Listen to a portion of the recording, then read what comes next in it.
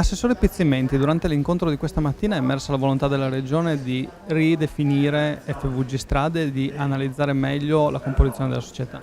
Sì, è una volontà che stiamo vedendo, discutendo per capire se mantenere questa struttura in questo modo oppure trasformarla in altro tipo di società. Chiaramente è una valutazione molto complessa e quindi porterà via un po' di tempo perché dobbiamo anche capire quali potrebbero essere le sinergie con la nuova struttura al posto delle UTI. Assessore Callari, questa mattina la Regione ha ascoltato i sindacati. Quale posizione avete assunto? Guardi, non abbiamo ancora una posizione chiara, nel senso che la posizione più chiara che abbiamo è quella di ascoltare, come stiamo facendo un po' dappertutto. Stiamo ascoltando i cittadini, stiamo ascoltando gli enti locali, stiamo ascoltando anche i sindacati. Ci sono una serie di problemi, ma questo era già evidente.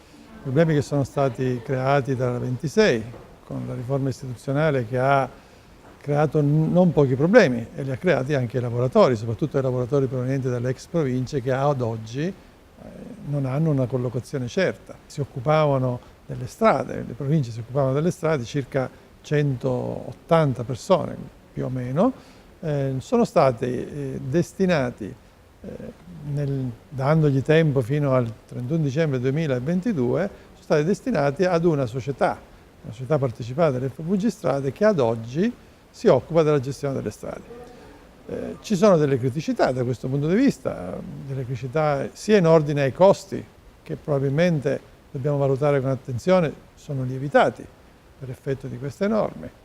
C'è un malcontento da parte dei lavoratori che si ritrovano dall'oggi al domani da una posizione di dipendenti della Regione, quantomeno della provincia, ma in ogni caso dell'ente Regione, a doversi cimentare con un nuovo lavoro che presteranno presso una società, presso una SPA. Stiamo ascoltando tutti e poi faremo una riflessione.